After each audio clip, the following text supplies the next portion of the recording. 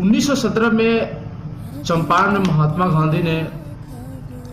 नीलों की समस्या को लेकर के आए थे और यहां आकर उन्होंने चंपारण सत्याग्रह की शुरुआत की। लेकिन उसके साथ साथ यहां उन्होंने बहुत सारे रचनात्मक कार्यों का भी शुरुआत किया था,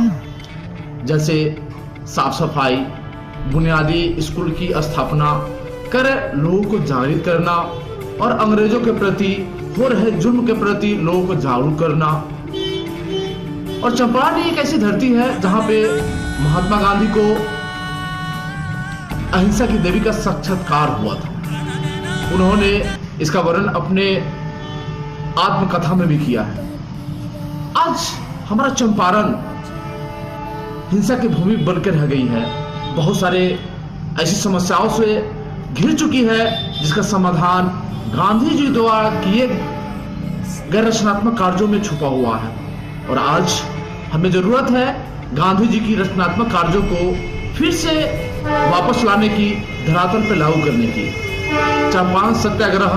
2 की शुरुआत हम सबों ने मिलकर किया है, जिसकी पहली कड़ी जो चंपारण मुखिया समिति द्वारा मुखिया को प्रशिक्षित कर गांव में उन रचनात्मक कार्यों को लागू करने का जो प्रयास किया जा रहा है, यह हमारी पहली सफलता होगी, जो हम सब 29-30 जनवरी को महात्मा गांधी की पुण्यतिथि पर संकल्प लेकर के और आगे बढ़ाने के प्रयास कर रहे हैं। जो 2017 में हम लोग महात्मा गांधी की जो चंपारण सत्याग्रह शताब्दी वर्ष है उसको हम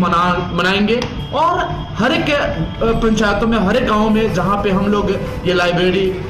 और कंप्यूटर सेंटर और बच्चों को पढ़ाने की जो एक व्यवस्था हम लोग कर रहे हैं, जिसमें मोरल एजुकेशन से लेकर के उसे देशभक्ति और हमारे समाज में जो शिक्षा चाहिए, जो बातें चाहिए, उनको लागू करने का प्रयास करने जा रहे हैं। तो हम सब ये पहली कड़ी जो चंपारण मुखिया समिति के रूप में हम लोग के सामने आ रही है, जो पहली बार इस चंपारण में हम लोग आयोजित कर रहे हैं, जिसके अंदर बहुत सारे रचनात्मक कार्यों को अंजाम दिया जाएगा, जिसमें स्कूल के बच्चे, कॉलेज के युवाओं और शिक्षकों से लेकर के समाज के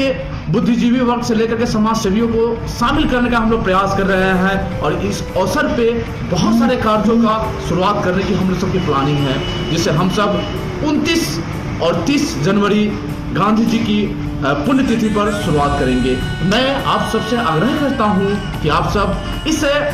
दूरदर्शिता प्रोजेक्ट में शामिल होकर आप अपनी बातों से, आप अपनी धन से, आप अपने विचारों से हमें इसे सफल करने में मदद कर सकते हैं। तो मैं आप सबसे आह्वान करता हूं कि हमारे पेज को लाइक करें, हमारे अभियान में शामिल होकर के अपने विचार दें, जिससे हम आगे बढ़ सके और इस चंपारण को एक मॉडल बना करके पूरे देश को 2020 तक विकसित राष्ट्र बनाने की एक रास्ता बना सके, मॉडल बना सके। बहुत बहुत धन्यवाद। Thank you.